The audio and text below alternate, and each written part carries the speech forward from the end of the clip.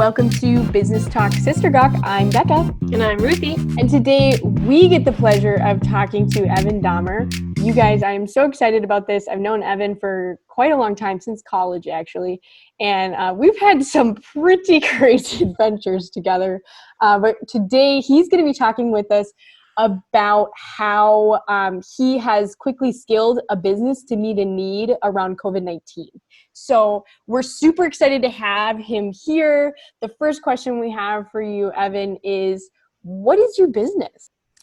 Yeah, so our business is focused around manufacturing face shields and sourcing personal protective equipment for healthcare and other professionals amidst the COVID-19 crisis. We primarily focus on face shields, like I mentioned, but we're working on a few other pieces of PPE, mainly face masks, if we can find them and where we can find them, but that's been our primary product so far.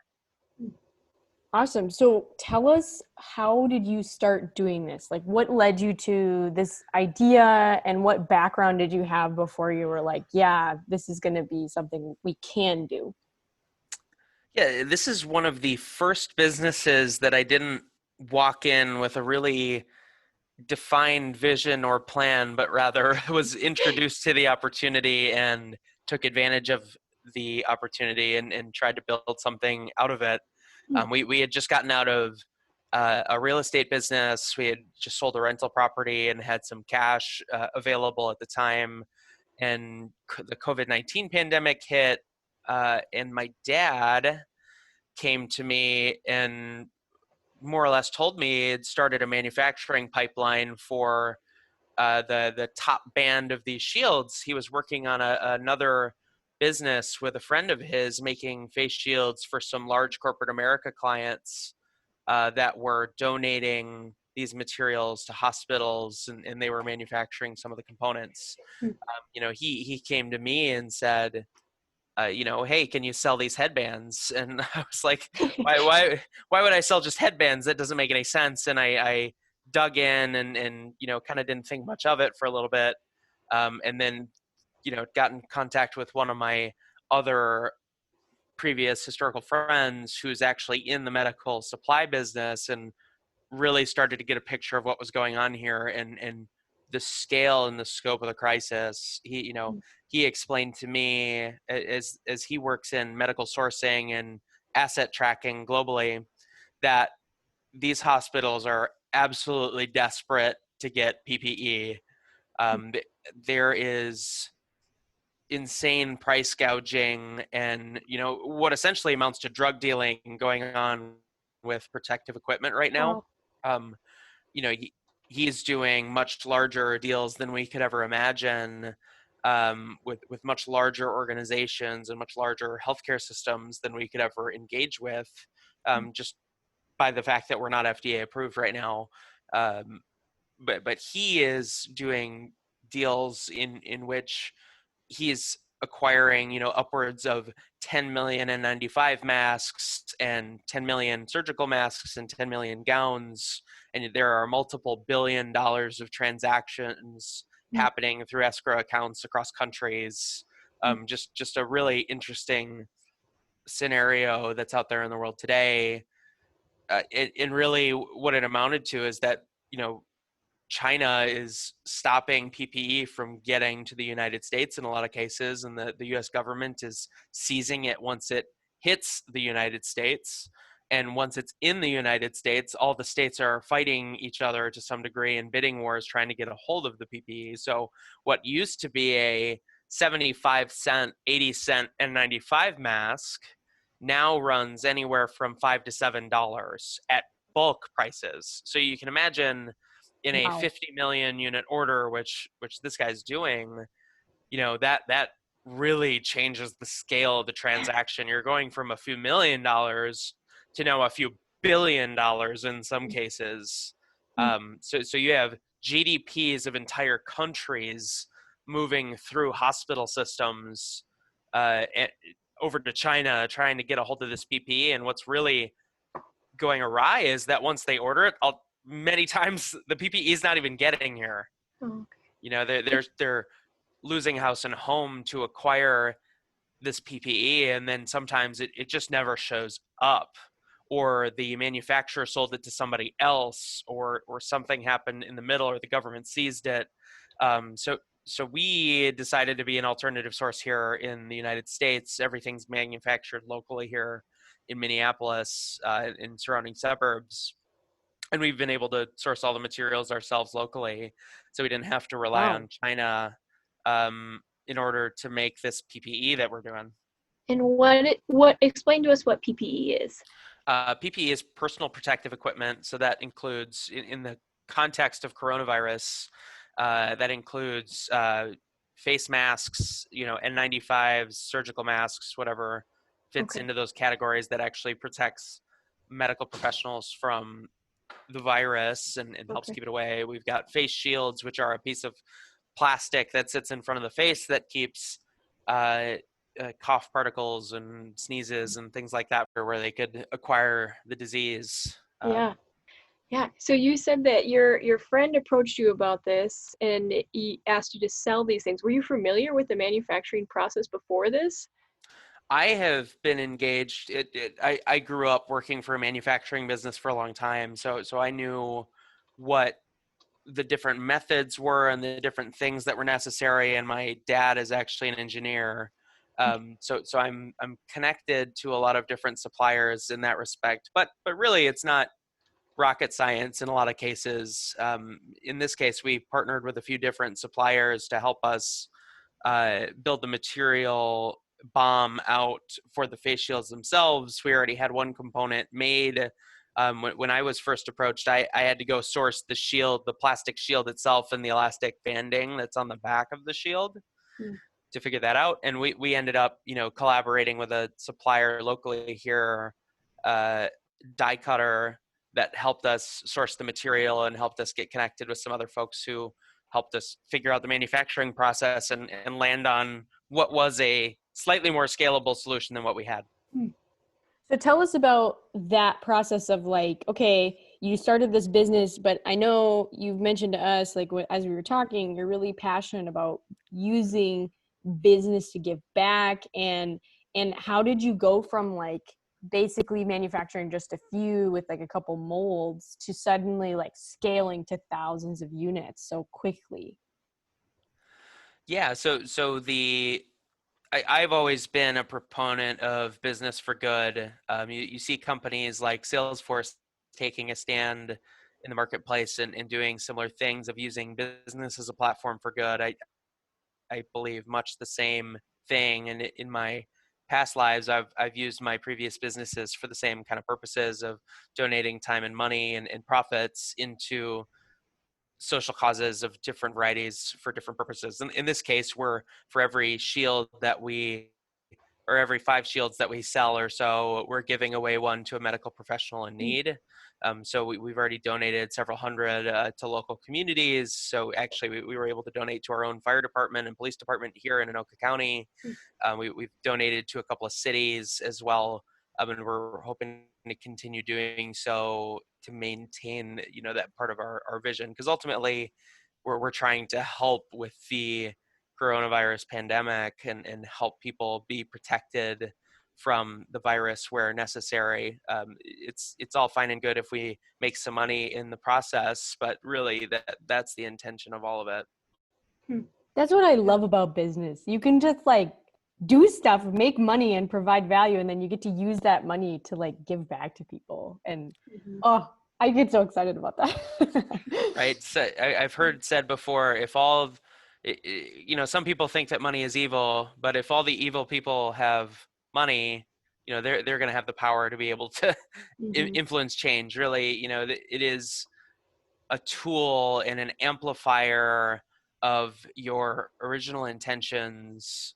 So the people who were good at heart and have good intentions from the beginning, and then acquire capital and acquire power and acquire businesses and build businesses, are really able to do some incredible things.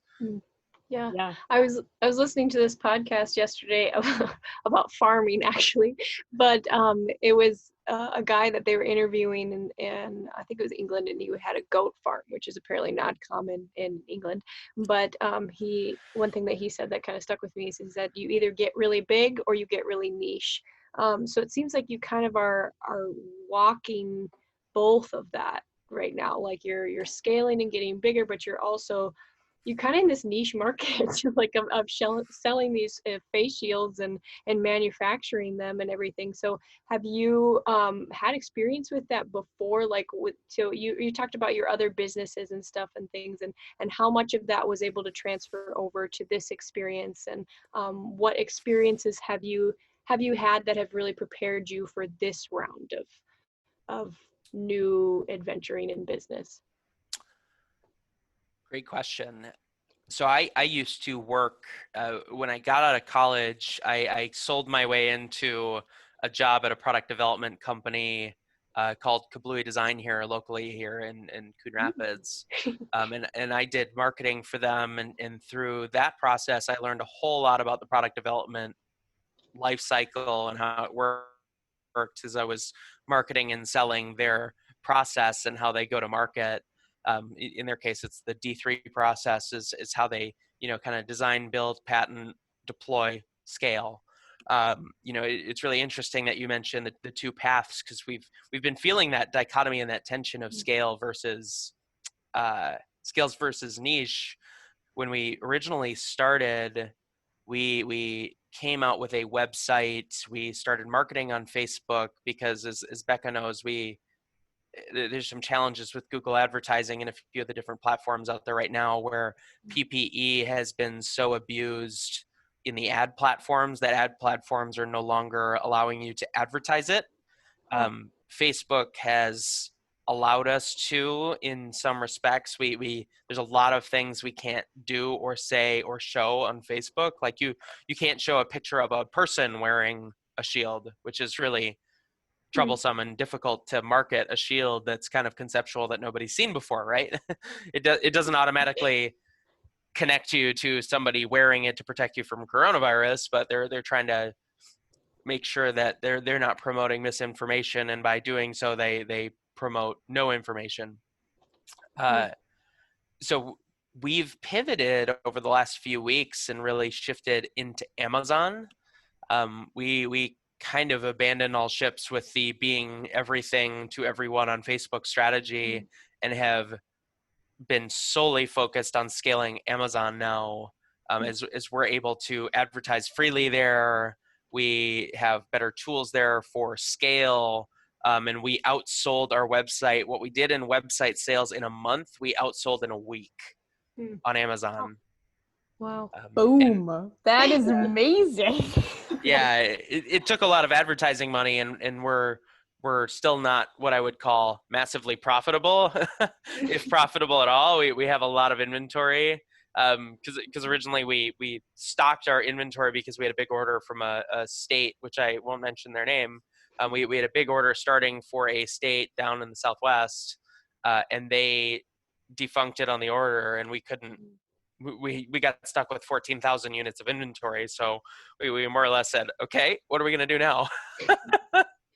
We just spent all this money on inventory. We got to figure out a way to get rid of it. So we did the website. We're now on Amazon, and selling quite quickly through there comparatively. Still have a long way to go in terms of where we want to be in terms of daily unit sales, but we're taking the next steps with that now in shifting to fulfillment by Amazon. We were merchant fulfilled is what it's called before, where an order actually comes to me like an e-commerce site would, and we fulfill it, we pack it, we ship it, blah, blah, blah. But what's really interesting about fulfillment by Amazon is it's actually cheaper than the shipping, right? Like it cost me $10 to ship 5 shields to anyone in the United States.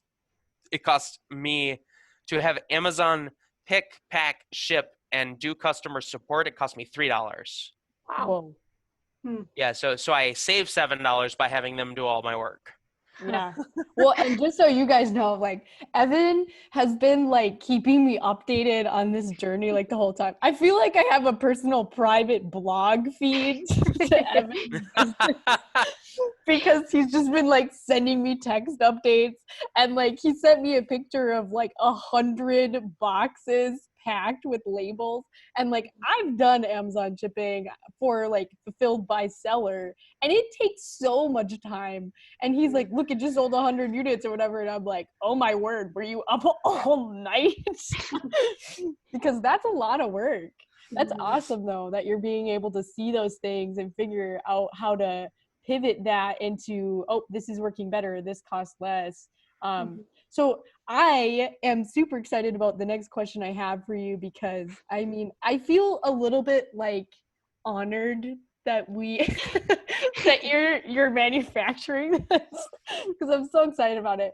You are putting out a hot pink face shield, and tell us about this, and like how did you like change that, and how are you going to niche it? Yeah, so I don't really have a great marketing plan yet, but thanks to you, Becca, we had the idea of producing a different color. We luckily had only produced the shield and the elastic strap for most of the shields. The headbands are actually really easy to change, on short notice. That's like the one component that we mold internally to some degree. I mean, it's my dad's company that molds them for us, so we have a little bit more flexibility there on inventory and on colors and molding and all the different aspects of that manufacturing process. And it is the most complex part as well, so it's nice to have extended control over that. But I mean, we the nice thing about injection molding is it's super easy to change the color. You say, I want a different color, and then they run, 50 parts that come out blended between your two colors, and then you get 500 parts of the new color. And so long as you have the color, it's as simple as changing the pellets in the machine, and it spits out something different. We've seen a big uptick in demand on search terms for face shields for women. So that's going to be kind of my primary initial marketing tactic is going after females and just having something that's a little bit more customized. Our competitors are getting a little bit more savvy as well. I mean, we're starting to see face shields come out with like puppy dog ears on the shield and little like graphics on the front. That's all fine and good. It's not really a space we play in just yet in terms of actual graphics, because a lot of the other more professional a lot of the other competitors we're up against were actually graphics companies. That seems to be the primary kind of organization that pivoted to making face shields, because a face shield takes a couple of components. One of them is a laser cutter or a die cutter, which most print shops have some form of that. Most like promotional material shops have that. We actually have our shields die cut now. We used to laser cut them, but it was incredibly inefficient and expensive. And yeah, now we've pivoted to a larger scale model, but it makes it a little harder to do some customization like that. Well, I just want to let you know, when we get ours, I'm going to totally flaunt them with pictures of us on Facebook, and it's not going to be an ad, so ain't nobody stopping me. Anyways, sorry. Okay, so we have one last question for you. What resources would you recommend to someone who is thinking about starting out in a business that kind of has to scale quickly or meet a need that may be in their area? What would you recommend that they check out, like education or websites, whatever? Tell us what you think they should do. In the product space, lean on your manufacturers. Your manufacturers have a lot of great information, and they're easy to find, and they typically aren't doing anything better a lot of the time. If you find small manufacturers locally who are building your product, they'll typically be able to help you a lot in your design and making it better for manufacturing. So that's always a great tip. Don't ignore those resources that you have. YouTube is great. I mean, honestly, like I have never sold a product on Amazon until last week, and now I've done we've sold almost 300 units on Amazon Wow. in the last like 8 days. So, I mean, it's incredibly rich marketplace of information out there. I would say, from a tactical standpoint, keep focused on your marketing plan and just don't be afraid to pivot. In today's market, especially, the cheese moves often, and you cannot be afraid to try something different. Originally, we had kind of said, "Oh, Amazon's going to be too much work," blah blah blah blah blah, and then once we actually just said, who cares? Let's just try. We found out it was way more scalable than our current model, and it's incredibly, to the point where we're like 8x more effective from our website conversion rates and other stuff, just because we're farther down the purchase funnel. So definitely use the resources you have. I didn't take any fancy classes or do anything special. Amazon has a lot of stuff available as well if you're looking to start an Amazon-oriented business. And do FBA. Just go straight FBA right away. Don't bother shipping your own product. It doesn't make any sense in today's market. Just because Amazon can ship so much cheaper than you can, and so much cheaper than I can. I mean, it's free. It's actually discounted, and more people supposedly will buy them. We're going to be up on Prime next week, and I am really excited for that, to see what happens, and I'm really hopeful that it improves our conversion rates dramatically. But I mean, even still, we're outperforming our website several fold on Amazon. Yeah. Well, okay, so we're going to transition to our Gawk portion. I'm going to tell a story to Ruthie because Evan kind of already knows a little bit of it. But so Ruthie, Evan and I I would call it a study abroad, but it really wasn't. We were not abroad. We were in New York. We were in Queens. A study nearby. Yeah, a study nearby experience for one class that we took together. And we get to stay in this apartment complex that was in Queens. And one of the interesting, out of all the crazy experiences, we had so many. We got to go to the Trump Tower and all this other stuff. But down the hallway from me and my roommates in the apartment we were staying, every day I would walk by and there was just this melodious guitar music coming out of this apartment every day. And I'm like, this is incredible. I just need to I remember stopping in the hallway and I should just get a chair and sit here. And so then one day I just was like, you know what? I'm just going to knock on this person's door just to see who they are. So I did. And this guy comes out and I was like, oh, I just this is weird. Also, thinking back on this experience, I was such a naive young child. Yes. So I think this is a good idea. Don't do this. But anyway, so this guy comes out and he's like, oh yeah, I play for the orchestra pit of the Broadway musical Spider-Man. And I'm like, really? Because that is totally Spanish guitar. And so we just start talking and he's like, well, actually, if you want, I could totally come play for you and your roommates. So then he grabs his guitar and I'm busted in the door. You guys, meet my new friend. And Becca, that's when you're supposed to walk away. Stranger danger. I know, right? Totally not a safe thing to do. So anyways, we all sit down on our couch. There's 4 of us, and then my roommates are texting other people in our group hey, come to our apartment. And also, if we die, please call the police. And so he totally plays all these songs and sings for us and everything. We had a really great conversation, but that was just one of the random experiences I had in New York City, which was really I would say I wouldn't recommend doing that, but I just remember wow, we did that and that was a fun experience. And thankfully it was a fun experience. Right. Yeah, really.